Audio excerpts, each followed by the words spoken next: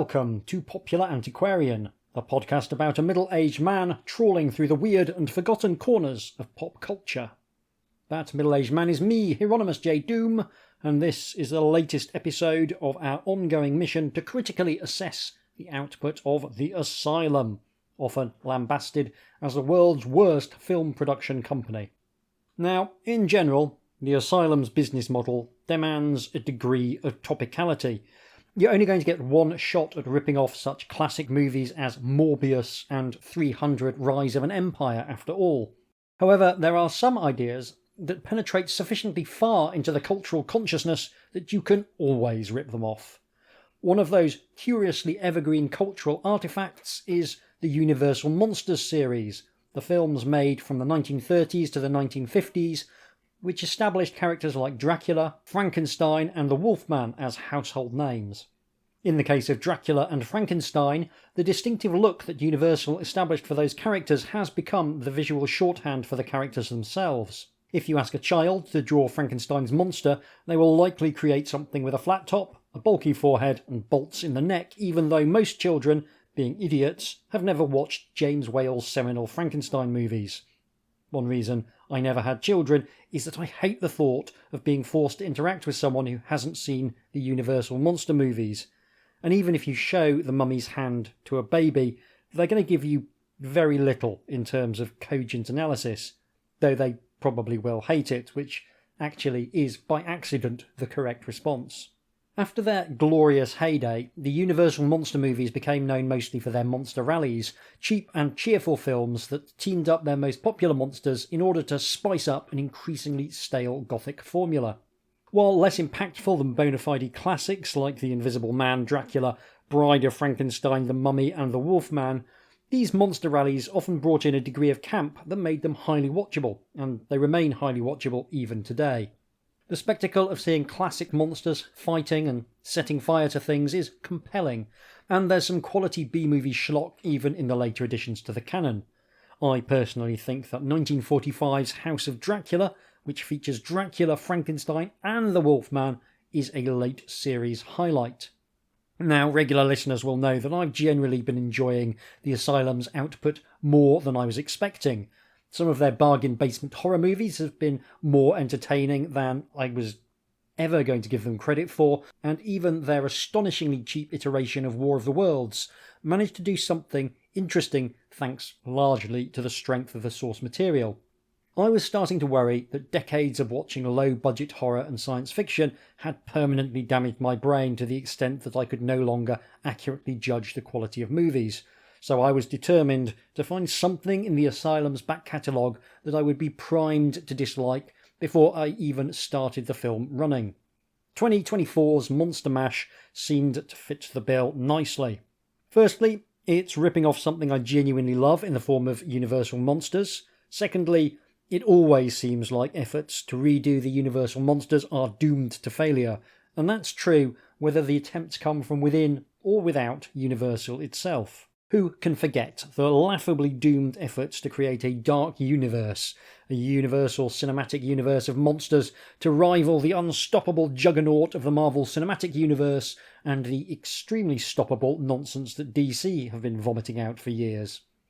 Okay, there were 2 mummy films with Brendan Fraser that were pretty good, and a low-budget riff on The Invisible Man with Elizabeth Moss, which was excellent, but the effort to reboot The Wolfman ended horribly, and the less said about Dracula Untold and Van Helsing, the better. You can see why the Asylum might target Universal Monsters for their mockbuster treatment. On the one hand, the Universal movies established a definitive look for some classic horror icons.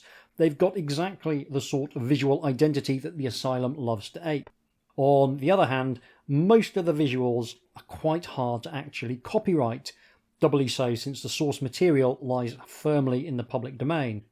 And if there's one thing the Asylum loves, it's source material that lies firmly in the public domain. Sure, Bela Lugosi as Dracula is iconic, but despite Universal's best efforts, it's never been possible to copyright a man with a widow's peak in evening dress. Similarly, Egyptian mummies are a real thing, and you can't copyright ancient funerary rites. Werewolves fall into the same category, and being invisible is arguably the hardest thing in the world to visually copyright. Of the classic monsters, it's Frankenstein's monster that has the strongest claim to a unique visual identity, since it looks very different from Mary Shelley's deliberately sketchy descriptions in the original novel. You can still skate close to the edge with big lads with unhealthy-looking skin, scars and a lumpy head, and that's exactly what the Asylum are going to do here. Before we get into the nitty-gritty of Monster Mash and the ways in which it both urinates and defecates on cinematic history, it's worth addressing the important point that the Asylum were arguably not the first to spot that Universal's gothic horrors could easily be recreated without paying them a penny. That honour goes to British studio Hammer, whose famous Dracula and Frankenstein movies owe an enormous debt to Universal, while still being recognisably original adaptations of the source material.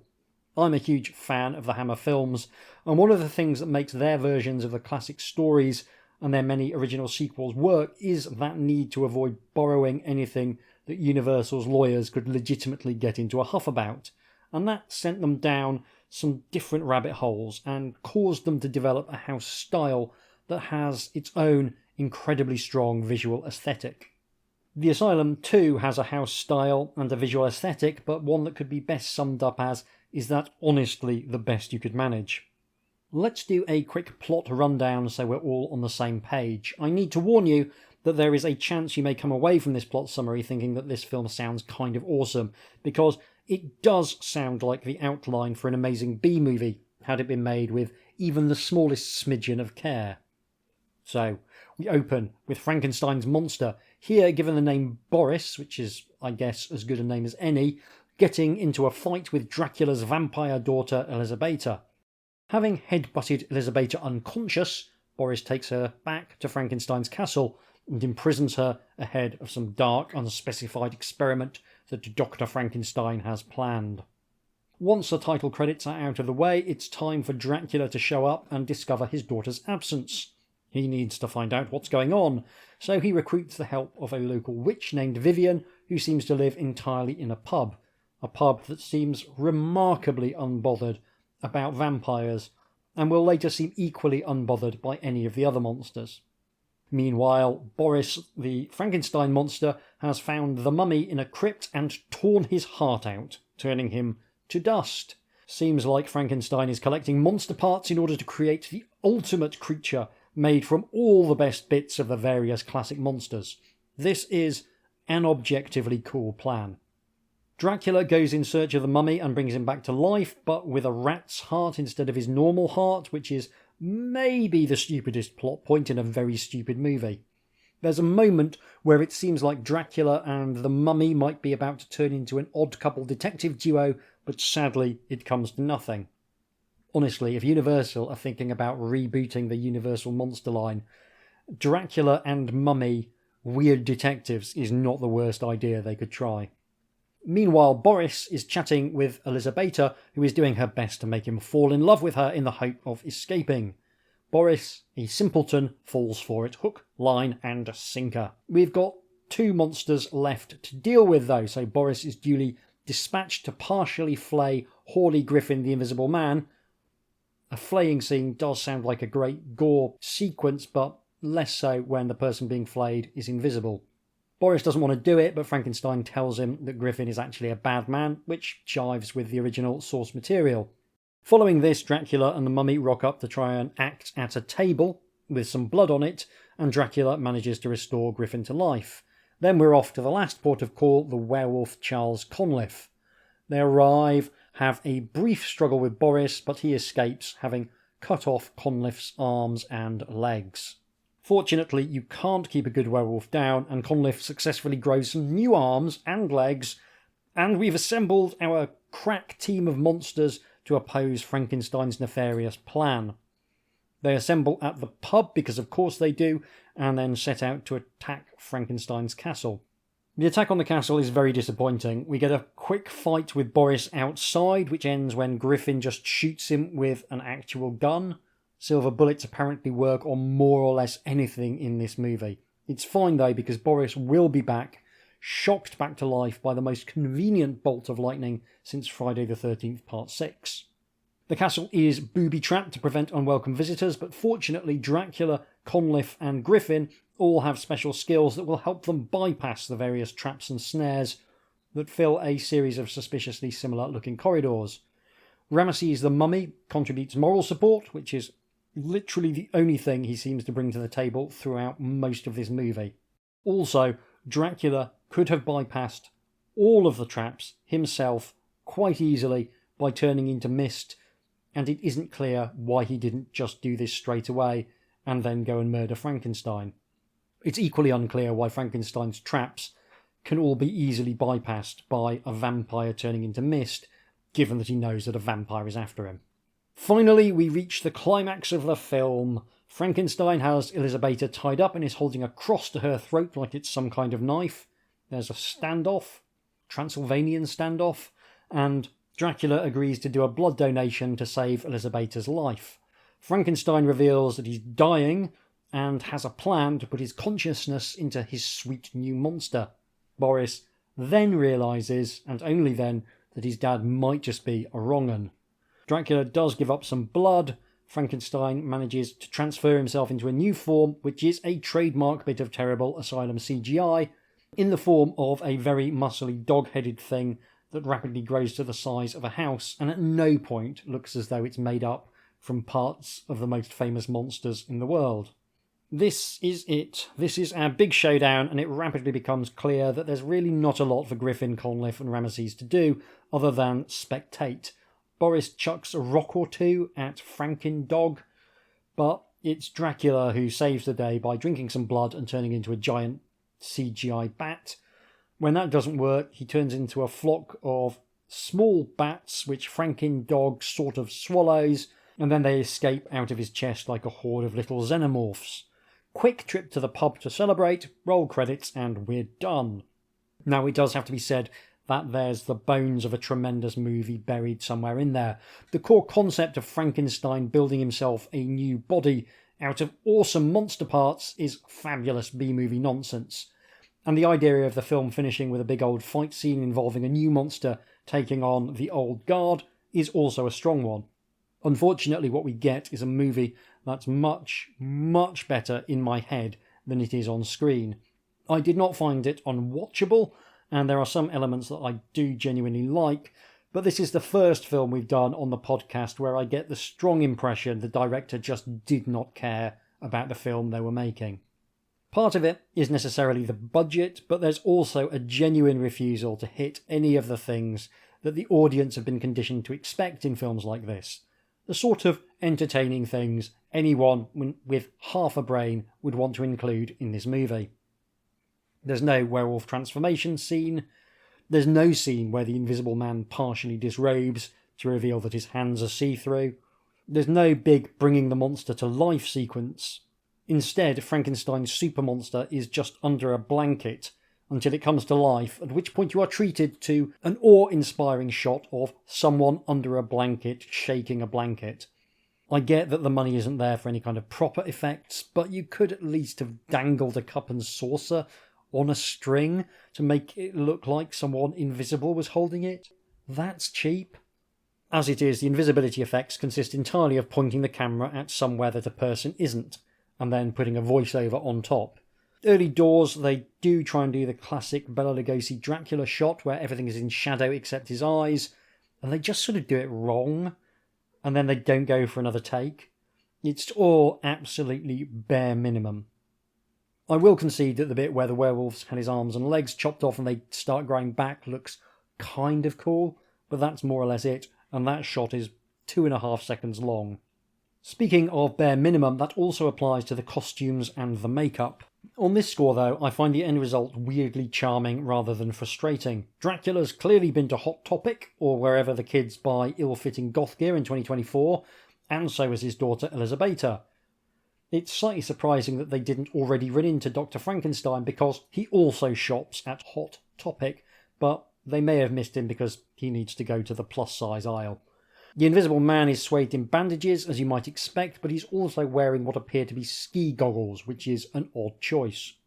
The bandages look like a balaclava too, so there's a general ski Sunday vibe to his look which is deeply off-putting.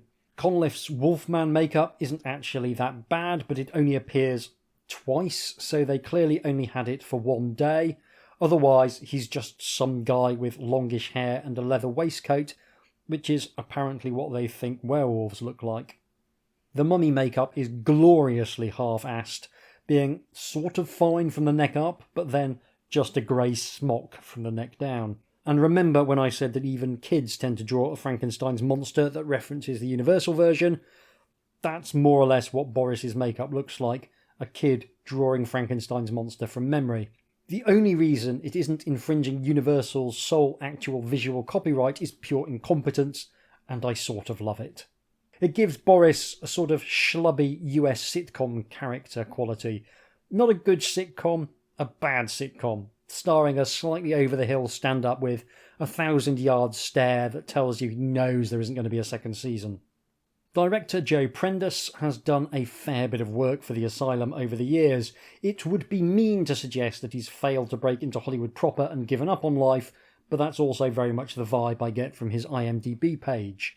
He is capable of pointing cameras at actors and lighting a scene so that it looks passably professional, but it's brutally obvious that this was shot on a soundstage incredibly quickly, and either the sets are so basic that they can only be shot from one specific angle, or Prendis didn't want to take the time to relight and redress the sets to get multiple angles.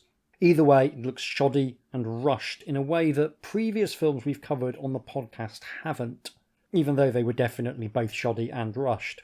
Either those films had slightly more of a budget, or they still had some vestigial sense of shame. Monster Mash is a fairly shameless exercise. Every expense has been spared in order to create a kind of minimal viable product, something that has the rough outline of a movie but dissolves into nothing when you start looking closely. There's a limpness to such action sequences as there are, and almost everything is shot in close-up with barely an establishing shot in sight. There's a handful of external shots, but they look as though they were bought from an asset library of drone work, so they don't really count. The fact that the finale involves little more than two weightless CGI monsters flapping aimlessly at each other is marginally enlivened by just how bad the CGI is. There's something endearingly fascinating to me about how wretched the Asylum's CGI remains.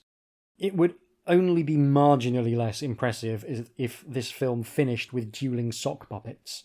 But there is something faintly audacious about ending your movie with a PlayStation 2 cutscene in 2024, and it somehow only looks a bit more impressive than the end of Snakes on a Train, which was nearly 20 years earlier. It's not all bad, though. While I wouldn't say I enjoyed watching Monster Mash in any conventional sense, I did not struggle to make it to the final credits. That might sound like the very softest of praise, but honestly, as a veteran of low-budget cinema, I can tell you that there's plenty of movies out there where sitting through 90 minutes feels like an exercise in torture, and this mostly just feels stupid and a bit disappointing. Like I said at the outset, the actual outline of the movie isn't a bad idea by any means, and that carries some weight. And the fact that there's a whole bunch of different characters to introduce and do stuff with, that eats quite a bit of the runtime. Usually you would say that stuffing this many leads into an 85-minute film, that ought to be a terrible idea, but it winds up working in the film's favour because you don't end up feeling like you're trapped in a lift with two people you can't stand, which is what often happens to action horror cinema when you can't afford either action or horror. It didn't drag in the sense that there was always another plot point to get to. There wasn't really padding in any sense. Now, the script mostly reads like the writer was working in his second language and his first language was smashing himself in the face with a hammer, but it does have a few fun moments. The early relationship between Dracula and Ramesses the Mummy feels surreal in a good way, like they're mates who've grown apart but still meet up for a pint occasionally, even though they've got nothing in common. The real highlight, though, is the performances. Part of that comes down to the fact that, for reasons I can't quite fathom, they've cast Michael Madsen out of Reservoir Dogs as Dr. Frankenstein, which is so inappropriate it circles all the way back to genius. He's not doing any kind of fancy old world voice either. He's just doing his usual gravelly Chicago rasp, and they've transparently only got him for a day because all of his scenes are shot on one set, and it looks like he's getting progressively more and more tired or more and more drunk as the film progresses. It's like casting Joe Pesci as William Shakespeare, and it's utterly hypnotic. The rest of the cast are all much less well-known actors, and they are all trying their best, bless them. Ethan Daniel Corbett's come up with a vaguely Eastern European accent for Dracula, but he can only really do it in a whispery monotone, so that's how he delivers literally every line. Emma Reinagel as Elisabetta does a fairly decent job of a nebulously foreign accent, and even manages to emote through it more or less. Ian Hummel as the werewolf Conliffe just does a US Southern drawl, no problem. Gabriel Pranter as the Invisible Man also seems to be just doing his normal American voice, which, along with Dr. Frankenstein's Chicago accent, makes it seem like maybe the film takes place in the US, except the two women in the pub have bad English accents, so maybe it's Britain or Eastern Europe somehow. Ramesses has a sort of Middle Eastern twang going on and is probably coming out the best in the silly voice stakes. He sounds the most convincing. My favourite, though, is Eric Kelso-Mann as Boris, who is absolutely terrible in the best possible way. He looks thoroughly confused in every single shot, even the ones where he's supposed to look sad, the shots where he's painted a tear on his cheek and everything to try and sell the idea he's sad. He just looks confused, and every line is delivered in slow, staccato bursts through gritted teeth, like he's trying to hold in a big poo, and it made me laugh without fail each and every time. Somehow all of these performances are greater than the sum of their parts. One person struggling to keep an accent in check is quite funny, but add another actor doing the same and it gets exponentially funnier. Everyone here is just barely holding it together, and that adds a frisson of possible collapse to every single scene, which I genuinely enjoyed. Ultimately, though, Monster Mash is much more the sort of thing you might expect from the Asylum. A hollow exercise that somehow can't even be bothered to do the things that would have been both fun and cheap. It's a genuinely good idea for a plot, squandered, which is somehow worse than a bad idea for a plot. It's a bit more watchable than I'm perhaps making it sound, but only a bit, and that's almost entirely down to the professionalism of the actors, who are all doing their absolute best. This is the first film from the Asylum that I'm comfortable saying is a thoroughly bad movie, but I suspect it will not be the last. It's certainly the first one to make me seriously rethink my commitment to doing these films stone cold sober at 10 o'clock in the morning. I'll be back very soon with another Asylum movie in the form of The Terminators, which is a mockbuster of 2009's Terminator Salvation, a film I think I saw at the cinema and did not much care for. If you're enjoying this, why not consider tossing me a quid over on patreon.com/HJDoom. I'm proud that I've never tried to sell you a mattress or a meal kit, and your support can help to keep it that way. If you can't afford to donate, which is absolutely fine, maybe consider telling someone that I'm having this breakdown so that they can come and listen as well. That would mean a lot.